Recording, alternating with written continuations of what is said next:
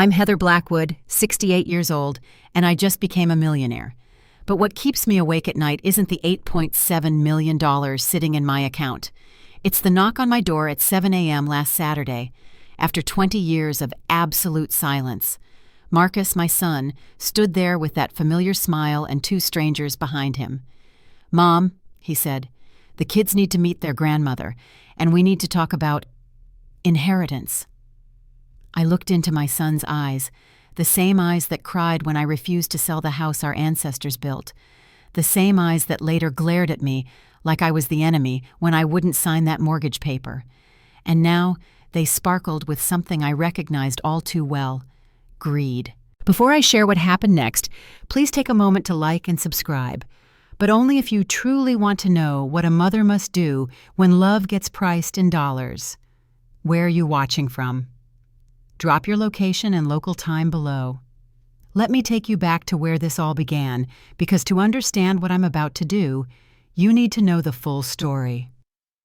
The house sat on Whitefish's oldest street, a 1902 craftsman that had sheltered 4 generations of Blackwoods. My great-grandfather built it with his own hands after striking it modest in the copper mines. Every creaky floorboard, every hand-carved banister held our family's DNA. Dad used to say, "Heather, this house isn't just wood and nails.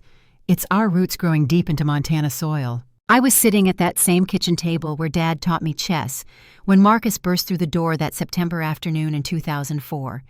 He was 28, fresh-faced, with dreams bigger than our little town could hold. Vivian, his new bride, followed close behind, her designer heels clicking against our worn hardwood floors. "Mom, we've got it!" Marcus's eyes blazed with excitement. "The opportunity of a lifetime. A restaurant franchise in Bozeman. All we need is $200,000 for the down payment." My heart sank. I knew where this was heading. "Sweetheart, I don't have that kind of money. You know I'm just a nurse." "But you have the house." Vivian's voice cut through like winter wind. "It's worth at least $400,000. You could take out a mortgage, or better yet, sell it. You're getting older anyway. Wouldn't a nice little condo be easier to maintain?" The audacity stole my breath.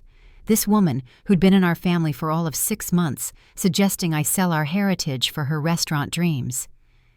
"This house stays in the family," I said quietly. "That's what your grandparents wanted, Marcus. That's what I promised them." Marcus's face transformed. I'd never seen such coldness in my boy's eyes. "You're choosing a pile of old wood over your son's future?" "I'm choosing to honor my parents' wishes. And Marcus, you've had 3 failed businesses already. The coffee shop, the online store, That's different." He slammed his fist on the table, rattling the sugar bowl my mother had cherished. "This is guaranteed money. The franchise has a 90% success rate." Vivian touched his arm, a gesture that looked supportive but felt calculating. "Your mother's made her choice, honey. She'd rather sit in this moldy museum than see you succeed." "Moldy museum?" I stood up, my hands shaking. "This moldy museum is where your husband took his first steps, where his father died in the upstairs bedroom, holding his hand. This is our family's heart." "You're a selfish old woman," Vivian spat. "What kind of mother denies her only child a chance at happiness?" Marcus grabbed his wife's hand. "She's right, Mom. You're choosing dead people over the living. Dad's been gone 10 years. He can't care about this house anymore. But I'm here, I'm alive, and I'm asking for your help." The words cut deep, because part of me wondered if he was right. Was I being selfish? But then I remembered Dad's final words. "Promise me, Heather. Keep the house. It's the only thing that can't be taken away." "I'm sorry, Marcus. I can't do it." He stood there for a long moment, his jaw clenched so tight I could see the muscles twitching. "Then you're not my mother anymore." "Marcus, please." "No." He pulled Vivian toward the door. "You made your choice. You chose this house over me. Don't call us. Don't write. As far as I'm concerned, you died today." The door slammed with such force that Mom's china rattled in the cabinet. I ran to the window, watched them get into their BMW, probably leased, knowing their spending habits. Marcus never looked back. I noticed he'd left his key on the table, the key to the house he'd just announced. That tiny piece of metal felt heavier than the entire house as I picked it up. But there was something else Dad had left me. 40 acres of scrubland out by Glacier Park's border. Worthless rocks and weeds, he'd called it, bought for almost nothing in the 1960s as a hunting camp that never materialized. I'd forgotten about it entirely, just paid the minimal property taxes each year out of habit. That was the last time I heard my son's voice, until 20 years later, when everything changed. The first year, I wrote letters every week. They all came back stamped "Return to Sender" in aggressive red ink. I tried calling, but the number was disconnected. Email bounced back. It was like Marcus had erased himself from my world. I hired a private investigator, used my entire Christmas bonus to pay him. He found them living in Portland, Oregon. Marcus was working at a car dealership. The restaurant franchise had failed within 8 months. "Happens more often than people think," the investigator said, sliding photos across his desk. "Your son filed for bankruptcy last year." Are they okay?" "Surviving. The wife works at a real estate office. They're renting a 2-bedroom apartment in the suburbs."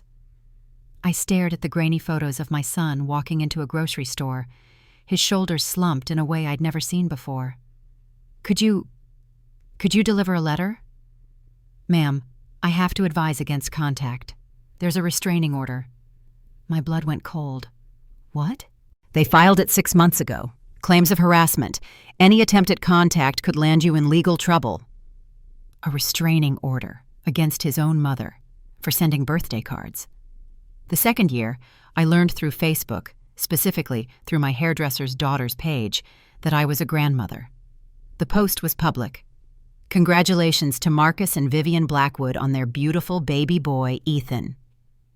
I sat in my car outside the salon and sobbed until I couldn't breathe. A grandmother who would never hold her grandson. 2 years later, Sophia arrived. Another Facebook discovery. This time, I saw a photo, Vivian holding a pink bundle, Marcus grinning beside her.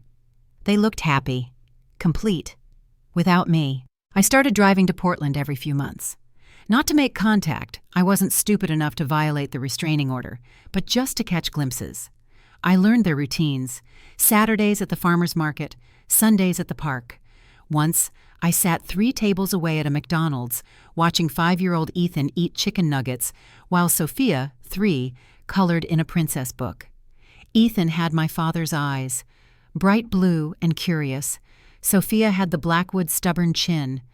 When she laughed at something Ethan said, it was my mother's laugh echoing through time. "Grandma's in heaven," I heard Vivian tell them when Ethan asked about grandparents.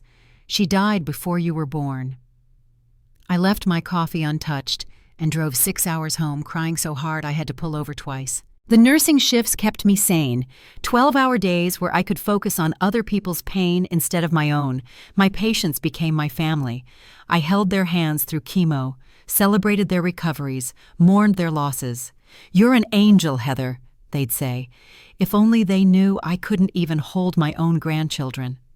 10 years passed, then 15. The kids grew up in photos I wasn't supposed to see. Ethan made honor roll. Sophia won a dance competition. Marcus got promoted to sales manager. They moved to a bigger apartment, then a house. Life went on without me. My lawyer, Eleanor Fitzgerald, an old friend from high school who'd made good in estate law, would check in periodically. "You should update your will, Heather." "Leave it all to the children's hospital," I'd say. "Nothing's changed." "What about the land, your father's 40 acres? "What about it? It's worthless."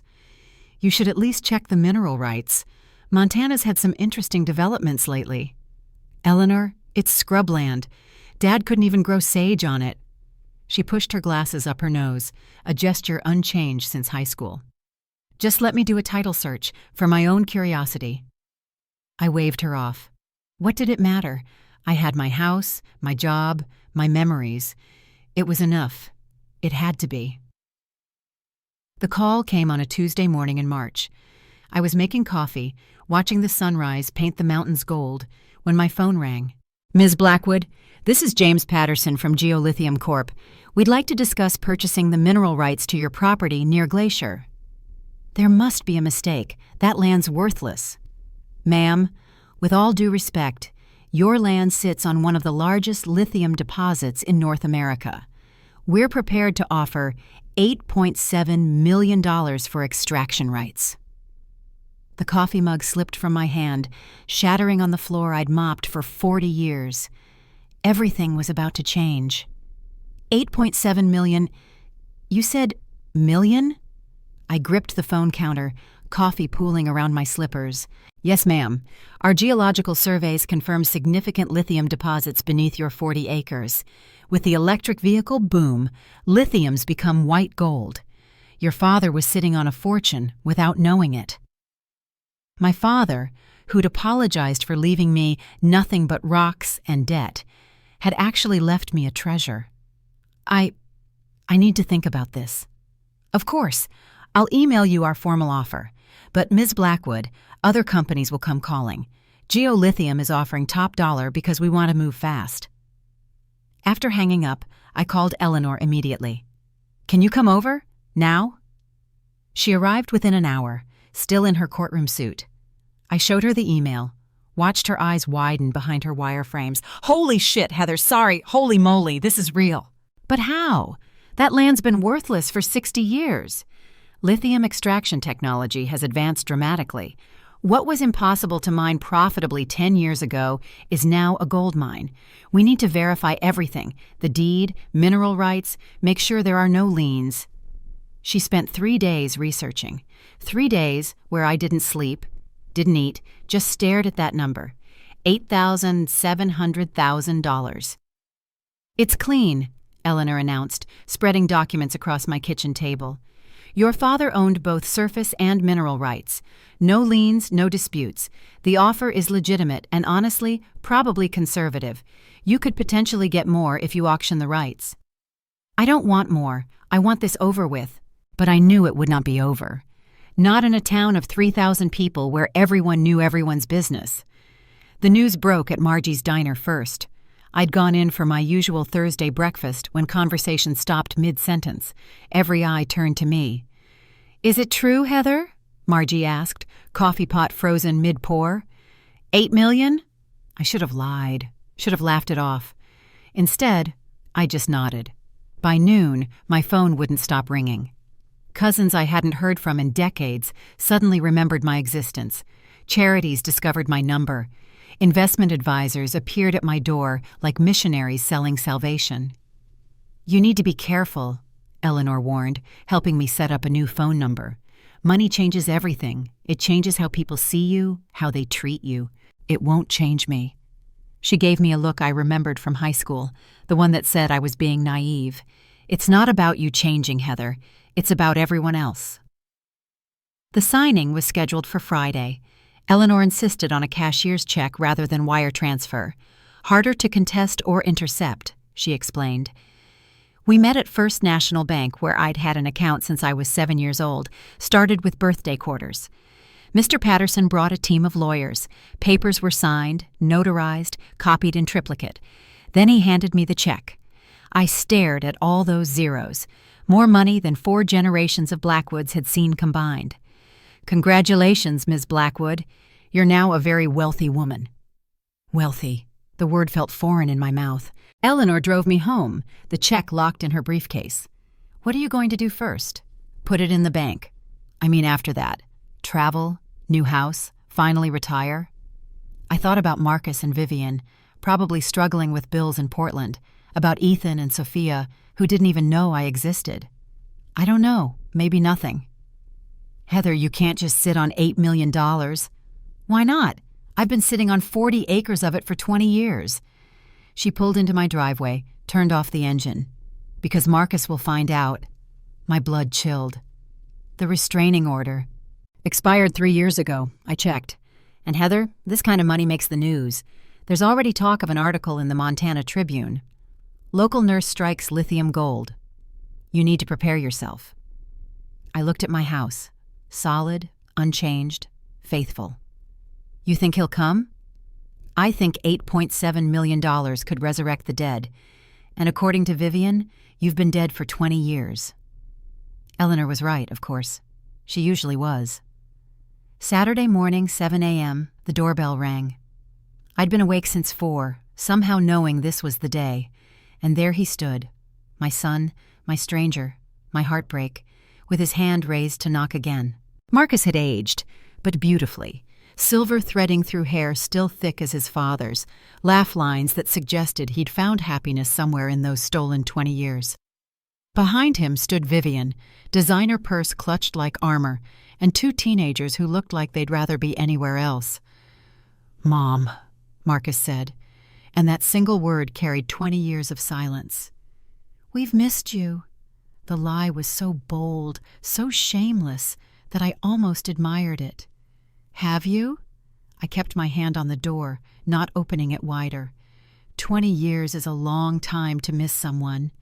Vivian stepped forward, her smile practiced as a realtor's. "Heather, we've been thinking about you so much lately. The kids have been asking about their grandmother." The girl, Sophia, my brain supplied, though she was taller than her mother now, rolled her eyes. The boy, Ethan, studied his phone like it held the secrets of the universe. "The kids who were told I was dead?" Marcus had the decency to flinch. "Mom, that was...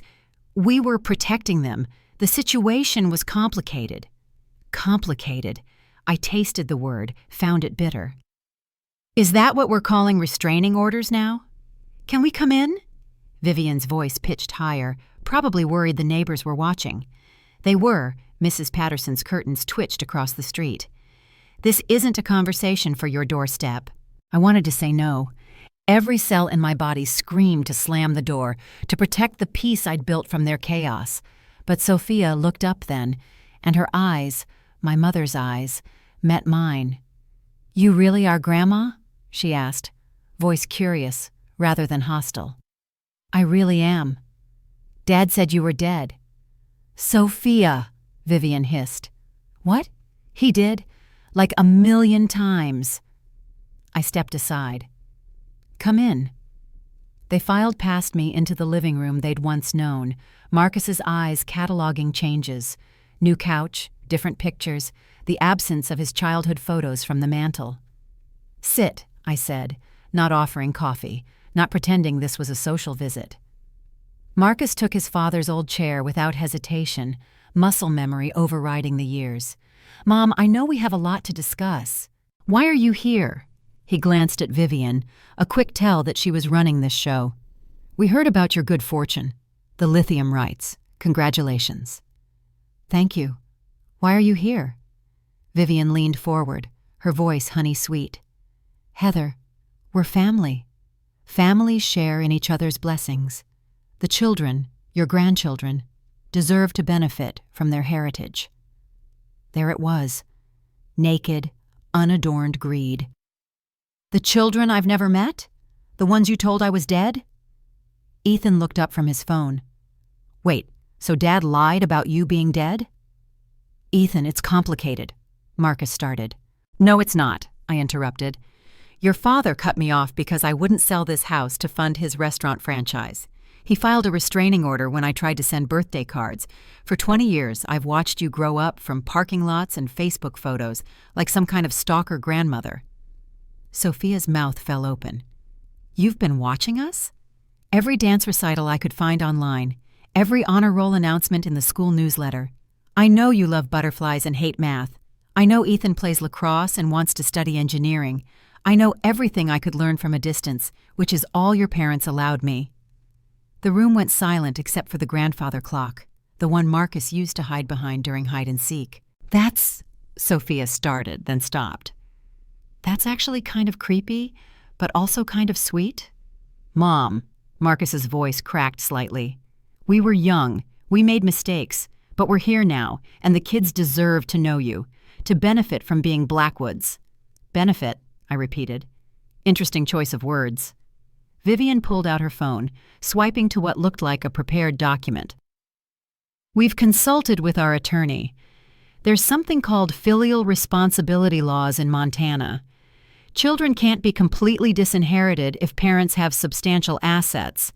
We're not asking for everything, just what's fair. $3 million for the children's futures, College, graduate school, getting started in life. You brought a lawyer into this before you even knocked on my door? Marcus couldn't meet my eyes. We wanted to be prepared. For what? Battle? Ethan stood abruptly. This is messed up. We're literally shaking down an old lady for money. Ethan, Vivian snapped. She's not just any old lady, she's your grandmother. She owes you. She owes us nothing, Sophia said quietly. She was fingering something on her wrist, a small charm bracelet. My heart stopped. It was the one I'd sent for her 5th birthday, the one that should have been returned like all the others. You kept it, I whispered. She looked down, embarrassed. Mom said it came from a great aunt. I liked the butterfly charm. Vivian's face flushed. Marcus studied his hands. I need you all to leave, I said quietly. Come back tomorrow for dinner if you want to talk. Really talk.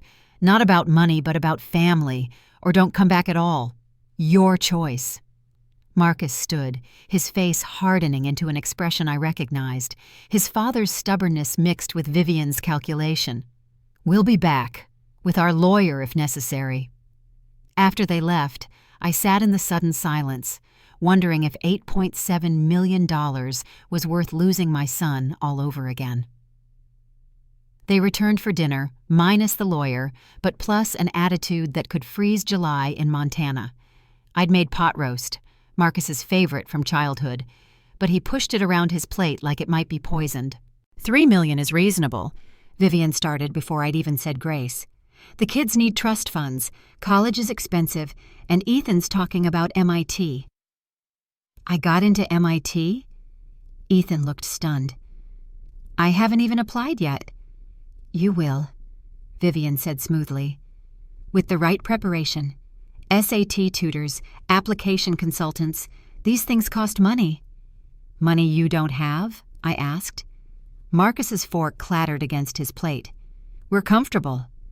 Comfortable enough to hire a lawyer to sue your mother? It won't come to that, Vivian said, though her tone suggested otherwise. We researched Montana's filial laws extensively. Parents with substantial assets have a moral and legal obligation to provide for their children and grandchildren. Moral obligation, I laughed, short and bitter. Where was your moral obligation when you told these kids I was dead? Sophia had barely touched her food. Why did you say that, Dad? Why not just say you didn't get along? Marcus's jaw tightened. Because it was easier than explaining that your grandmother chose a house over her family. I chose to honor my parents' wishes. There's a difference. A house? Marcus's voice rose. A pile of wood and memories over your living son. The restaurant failed anyway, I said quietly. Within 8 months. Would selling my parents' house have changed that? The silence stretched until Ethan broke it. Wait, you know about the restaurant? I know about all of it. The bankruptcy, the 3 jobs after that, the house you finally bought 2 years ago. I know Sophia broke her arm in 3rd grade and Marcus coached Ethan's Little League team. I know... You've been stalking us? Vivian's voice pitched high with indignation. I've been loving you from a distance. There's a difference. Marcus stood abruptly, pacing to the window. This is exactly why we cut you off. You're controlling, manipulative. I'm a mother who wanted to know if her son was alive.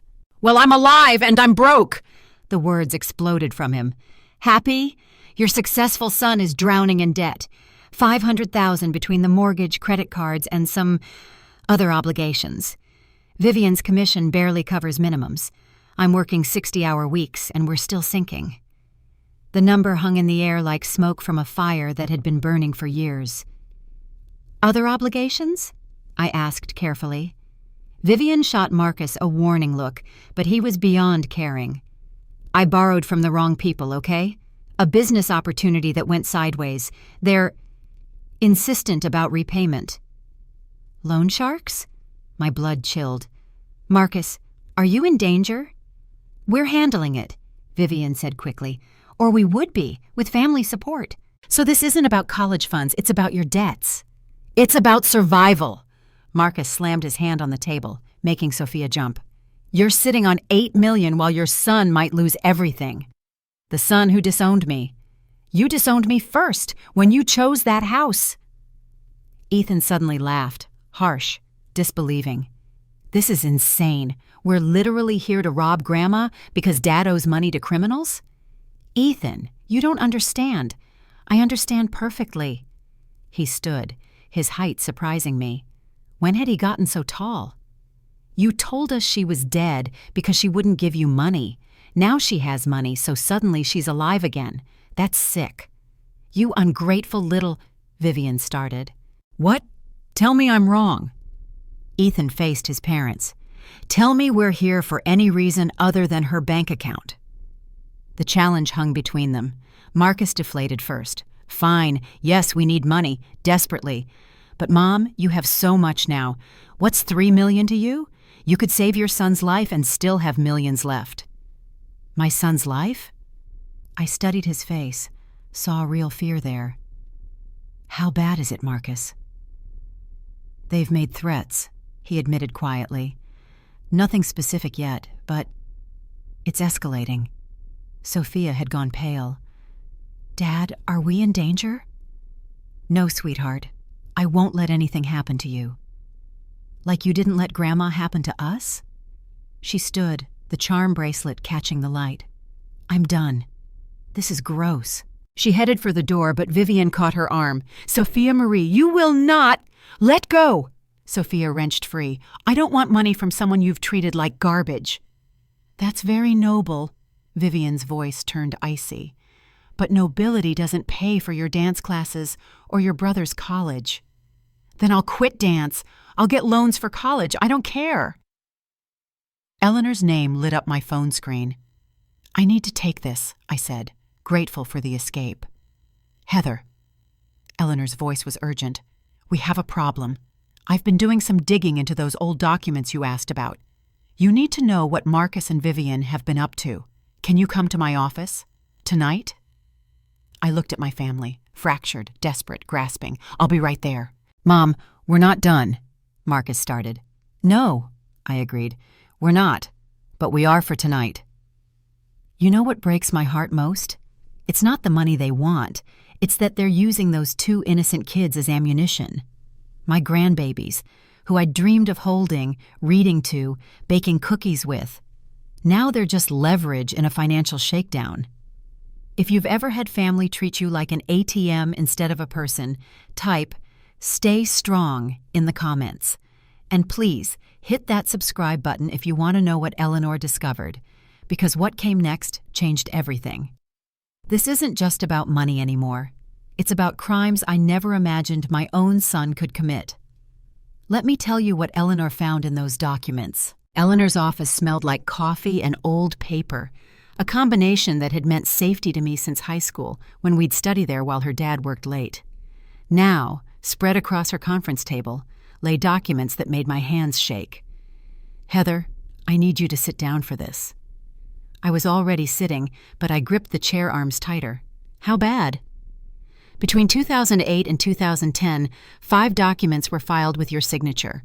Loan applications, mostly. 1 deed transfer that fell through only because of a clerical error. I never signed anything." "I know.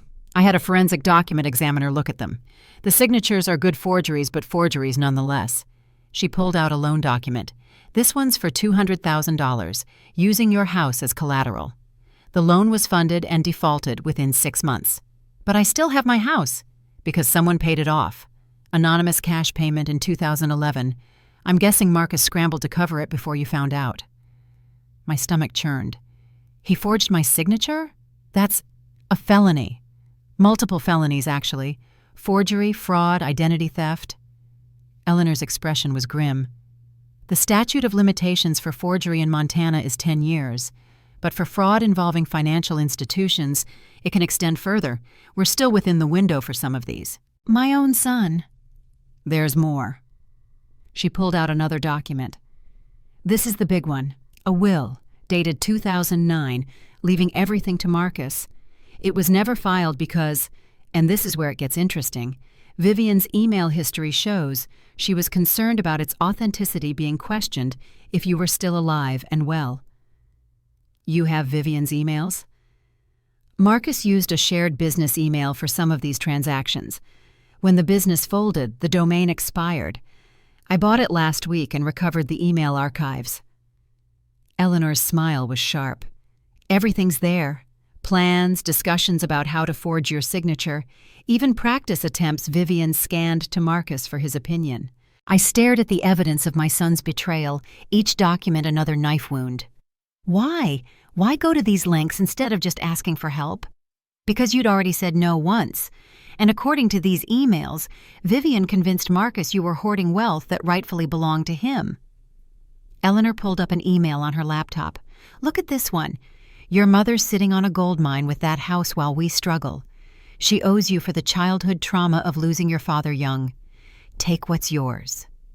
Childhood trauma? I worked 3 jobs to keep him in college.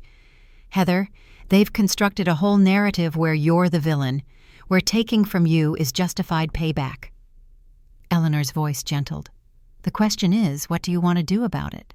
Can I think about it? Of course. But Heather, if they're this desperate now, knowing you have $8 million, they won't stop. The demands will escalate. I drove home in a daze, the documents in a folder beside me like evidence of a murder. The murder of trust, of family, of everything I'd believed about my son despite our estrangement. They were waiting on my porch. All 4 of them, Marcus pacing, Vivian on her phone, the kids looking miserable. We need to finish our conversation, Marcus said without preamble. Yes, I agreed, unlocking the door. We do. Inside, I set Eleanor's folder on the coffee table. Didn't open it. Not yet. Mom, I need you to understand, Marcus started.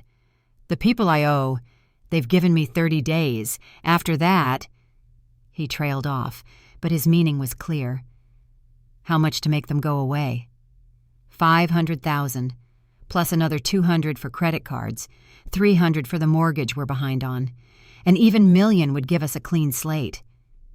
And the 3 million? For the kids' futures, and to make up for 20 years of missed birthdays, Christmases, graduations. The audacity was breathtaking. You want me to pay you for the years you cut me off? We want what's fair, Vivian said. What any loving grandmother would provide. I picked up the folder, held it, but didn't open it. What about what any loving son would do, like not forge his mother's signature on loan documents? The color drained from Marcus's face. Vivian's phone clattered to the floor. I don't know what your $200,000 loan 2008, another for $50,000 2009, 3 more I haven't even mentioned yet. And my favorite, a will leaving everything to you, conveniently dated when you weren't speaking to me. Ethan's voice was small. Dad, what is she talking about? Lies, Vivian said quickly. She's making things up to avoid helping us. I opened the folder, spread the documents out like tarot cards revealing the future. Emails between you planning the forgeries, scanned practice signatures, everything. Sophia picked up one of the emails, read it, her face crumpling. Mom, you called Grandma a walking ATM we just need the PIN for. Sophia, that was taken out of context. What context makes that okay? Tears streamed down her face. What context makes any of this okay? Marcus sank into a chair, head in his hands. Mom, I can explain. Can you? Can you explain why my son became a criminal instead of just asking for help? You'd already said no. To selling my house, not to helping you. I stood, 20 years of pain fueling my words. Do you know how many times I would have helped if you'd just asked? If you'd swallowed your pride for 5 seconds? The room fell silent, except for Sophia's quiet sobs. You could go to prison, I said quietly, letting the weight of that settle over the room like Montana snow. Forgery, fraud, identity theft? These aren't parking tickets, Marcus. You wouldn't. His voice cracked like he was 13 again, caught sneaking out. You wouldn't send your own son to prison. The son I knew wouldn't have forged my signature, wouldn't have stolen from me, wouldn't have told his children I was dead. I picked up the fake will, hands steady now. So maybe I don't know you at all. Vivian found her voice, sharp and threatening. If you report this, I'll destroy you. Small town like this? Everyone will know Heather Blackwood sent her own son to jail. you'll be a pariah. I've been alone for 20 years. You think I care what people think? You should, she hissed, because we can make your life hell. Sue for the money under filial laws, drag your name through mud, tell everyone how you chose a house over your family. Stop! Ethan's voice cut through his mother's tirade. Just stop. Can't you see what you're doing? You're threatening the woman you're simultaneously begging for money. Does that seem logical to you? Ethan, you don't understand the complexities. I understand crime. He was standing now, trembling with rage. I understand that my parents are criminals who told me my grandmother was dead because she wouldn't enable their schemes. How dare you? How dare you? Sophia jumped up beside her brother. All my life you told me family was everything, that blood matters. But you killed off Grandma because she wouldn't sell her house? That's not family. That's evil. Marcus looked at his children like he'd never seen them before. We were protecting you. From what? From knowing we had a grandmother who loved us? Sophia pulled off the charm bracelet, threw it at her father. She sent this when I was 5? 5? You told me it was from Great Aunt Ruth, who doesn't even exist. Baby, I'm not your baby. I'm someone you've lied to my entire life. She turned to me, eyes streaming. Grandma, I'm so sorry. We didn't know. If we'd known, it's not your fault, sweetheart. But it is theirs. Ethan's voice was cold now, adult, and they need to face consequences. Consequences? Marcus laughed bitterly. Easy to say when it's not your father facing prison. You should have thought about that before committing fraud, Ethan shot back. I held up my hand for silence. I have a proposal. One chance. Take it, or I call the police tonight. The room held its breath. Marcus, Vivian, you leave. Tonight. Go back to Portland. Enter therapy. Real therapy, not some online certificate thing. I'll pay for it. I'll also give you $50,000, not a loan. A gift. To help with the immediate danger from your creditors. 50,000? Vivian screeched. That's nothing. It's 50,000 more than you deserve, I said evenly. But there are conditions. You don't contact me for 1 year. No calls, no letters, no showing up at my door. You work on yourselves. Figure out how you became people who would do this to family. And after a year? Marcus asked quietly. We'll see. Maybe we can build something real. Maybe not. But it won't be built on lies and theft. What about the kids? Sophia asked. You're welcome here any time. Both of you. This is your heritage, your family home, but your parents are not welcome until that year is up. You can't separate us from our children. Vivian stood, shaking with rage. I'm not. They're old enough to choose. Ethan's 17, Sophia's 15. They can decide for themselves. I want to stay, Sophia said immediately. At least for a while. I want to know my grandmother. Sophia, no. Vivian reached for her, but Sophia stepped back. You told me she was dead. You don't get to play the concerned mother now. Ethan was quieter. I need to think, but I want to know her too. Maybe visit on weekends? This is kidnapping, Vivian snarled. This is consequences, I corrected, something you've apparently never taught them. Marcus stood slowly, defeated. And if we don't accept? Then I call Eleanor. She calls the police. You're arrested tonight. The kids go into temporary custody while it's sorted out. You lose everything anyway. Mom, Marcus's voice broke completely. How can you do this? How could you forge my signature? How could you tell your children I was dead? How could you show up here after 20 years demanding millions like I owe you for existing? He had no answer. You have 1 hour to decide, I said. 50,000 and a chance to rebuild, or handcuffs and a criminal record. Choose. Vivian grabbed her purse. We'll sue. Filial responsibility. Requires a parent-child relationship to exist, I interrupted. Hard to claim that when you've told everyone I've been dead for 20 years. Eleanor's already researched it. You have no case. The fight went out of her like air from a punctured tire. Marcus looked at his children, then at me. We'll take your deal. Good. Eleanor will have papers drawn up. You'll sign them tonight. As they gathered their things, Sophia hugged me, the first real embrace in 20 years. She smelled like strawberry shampoo and hope. I'm sorry, Grandma, she whispered. No, sweetheart, I'm sorry. Sorry you were caught in the middle of adult failures. Marcus paused at the door. I loved you once, you know, before it all went wrong. I know, I said. I never stopped loving you. That's why this hurts so much. He left without another word. Eleanor arrived within an hour, briefcase in hand and a document that would change everything, but it wasn't what anyone expected. Before we proceed, she said, setting up her laptop on my dining table, there's something you all need to know. Heather, may I? I nodded. I'd made my decision the moment I'd seen that $8.7 million check. Last week, Eleanor announced, Heather established an irrevocable trust. The entire $8.7 million has already been transferred into it. Marcus, who'd been slumped in defeat, shot upright. What? The beneficiaries are Ethan and Sophia. They'll receive full access when they turn 25 or upon completion of a bachelor's degree, whichever comes later. Vivian's mouth opened and closed like a fish gasping for air.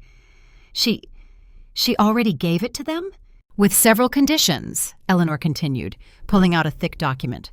First, any attempt by parents or guardians to access, manipulate, or coerce the beneficiaries regarding these funds results in immediate transfer of the entire trust to charity. Second, the beneficiaries must complete financial literacy courses before receiving any distributions. Third, they must maintain employment or enrollment in education. You set this up before we even came here? Marcus's voice was hollow. I set it up the day after the check cleared, I said. I knew you'd come. Maybe not when, but I knew. And I wanted to make sure the money went where it should, to the future, not to pay for past mistakes. But you said $50,000. From my personal savings. The lithium money was never mine to keep. It was always for them. Ethan stared at the document. $4.3 million each? Plus growth over the years. Properly invested, it should be substantially more by the time you access it. This is fraud, Vivian shrieked. You tricked us. How? By setting up college funds for my grandchildren before you demanded them? I turned to Eleanor. Is there anything illegal about that? Not a thing. Heather had every right to distribute her assets as she chose. The trust is ironclad. We'll contest it. Undue influence, mental incompetence. Good luck with that, Eleanor said dryly. I have video documentation of Heather's mental state during the signing, plus testimony from 3 witnesses, including a psychiatrist who evaluated her. She's of sounder mind than most people half her age. Sophia was crying again, but differently now. You gave us everything? I gave you a future. What you do with it is up to you. But what about you? Ethan asked. What will you live on? I have my pension, Social Security, and savings. The house is paid for. I've lived simply for 70 years. I don't need millions to be happy. Marcus stood, pacing to the window. You could have just told us, when we arrived. Why the charade? Because I needed to know who you really were. If you'd come with love, with genuine desire to reconnect, I might have told you immediately. Instead, you came with lawyers and demands. You showed me exactly who you've become. So the $50,000 is still on the table. But the conditions stand: therapy, no contact for a year, work on becoming people your children can be proud of. After everything, you're still offering that? Because despite everything, you're still my son.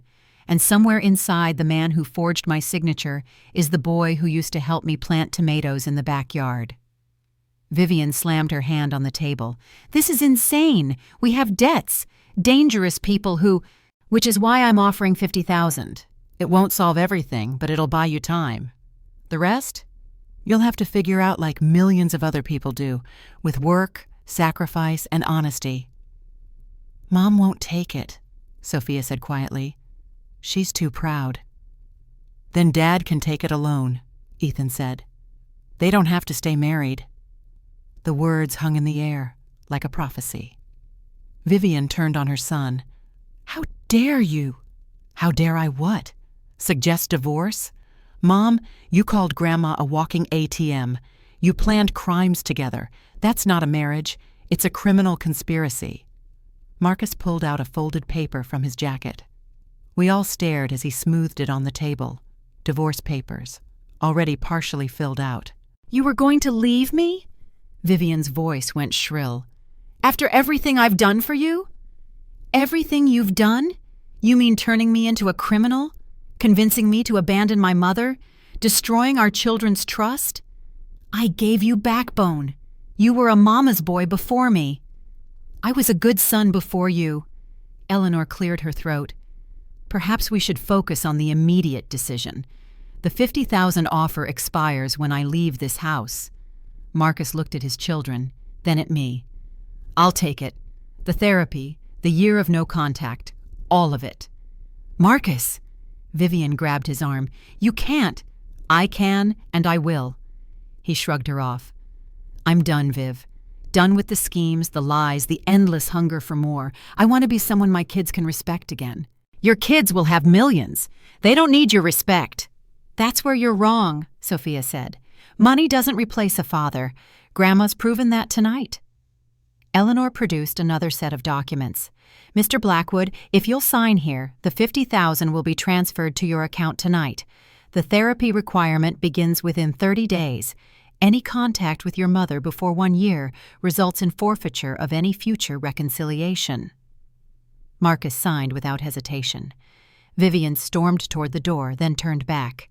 "You'll regret this, all of you. When reality hits, when you realize what you've thrown away—" "The only thing thrown away tonight is 20 years of lies," I said. "Goodbye, Vivian." She left, slamming the door so hard the windows rattled. Marcus stood to follow, then paused. "Mom, I'm sorry doesn't begin to cover it." "No, it doesn't, but it's a start." "May I—" He hesitated. "May I write to you? Not to ask for anything, just to let you know how I'm doing." I considered. "Send letters to Eleanor. She'll forward them to me. If I choose to read them, I will. If I choose to respond, I will. But Marcus, make them worth reading." He nodded and left quietly, a different man than the one who'd knocked that morning. Right now, watching my son walk away into the night, I didn't know if I should feel victorious or heartbroken. 20 years I'd dreamed of reconciliation, but not like this. Not with handcuffs threatened and millions of dollars as the backdrop. "Do you think I did the right thing?" Type justice if you support what I did, or forgive if you think I should have been more lenient with Marcus. And please, share this story with anyone who's being manipulated by family over money. They need to know they're not alone. Now let me tell you what happened next, because Marcus's departure was just the beginning of our real story. The house felt different with Sophia in it, alive in a way it hadn't been for 2 decades. She stood in the kitchen that Sunday morning, making pancakes from my mother's recipe she'd found in the old cookbook. "Grandma, did you know Dad was going to leave Mom?" I poured coffee, considering my words. I suspected. When someone bases a relationship on greed and deception, love doesn't survive long. "He filed the papers yesterday. Mom's been calling nonstop." She showed me her phone. 47 missed calls. "You don't have to answer." "I know. Ethan blocked her number entirely." She flipped a pancake with surprising skill. "He's coming over later. Wants to see baby pictures of Dad, if you have any." Boxes of them in the attic. We ate in comfortable silence until Sophia asked, "Do you think Dad will actually change?" "I don't know. But for the first time in 20 years, he has a chance to try." The doorbell rang. Too early for Ethan. I opened it to find 2 police officers and a woman in a suit. "Mrs. Blackwood, I'm Detective Sarah Mills. We need to ask you about Vivian Blackwood." My blood chilled. What's she done? "She's filed a complaint. Elder abuse, financial exploitation, and kidnapping." The detective's expression was neutral, but not unkind. "We need to take your statement." Sophia appeared beside me. "Kidnapping? I chose to stay here. You're a minor. Your mother claims you're being held against your will. That's insane. Sophia pulled out her phone. I have texts where I told her I was staying with Grandma, where she called me a traitor and said I was dead to her. Want to see? The detective reviewed the texts, her expression shifting. These are illuminating. Mrs. Blackwood, do you have an attorney? On speed dial. I called Eleanor, who arrived in 15 minutes flat, still in her Saturday gardening clothes, but carrying her briefcase like a weapon. Officers, my client will cooperate fully. However, I should inform you that Vivian Blackwood is currently under investigation for fraud and forgery. I have documents here that— We're aware, Detective Mills interrupted. Mr. Marcus Blackwood filed a report yesterday. I sank into a chair. Marcus reported his own wife? Ex-wife. As of yesterday afternoon, he provided extensive documentation of criminal conspiracy. She turned to Sophia. He also filed for emergency custody, citing parental alienation and emotional abuse. Sophia's phone buzzed. A text from Ethan. Mom just got arrested. Dad called me. I'm coming over. The next hour was a blur of statements, documentation, and calls. Vivian had apparently gone to the police station demanding they force me to return her children and her money. When they'd started asking questions, she'd become violent, attacking an officer. She was now in custody on multiple charges. The kidnapping allegation won't stick, Eleanor assured me. Sophia's old enough to choose where she stays, especially with a parent's consent, which Marcus gave. What about the elder abuse claim? Eleanor actually laughed. A woman who gives her grandchildren $8 million isn't being exploited. She's being generous. Ethan arrived as the police were leaving, his face pale. Is it true? Mom's in jail? I'm afraid so, Detective Mills said gently.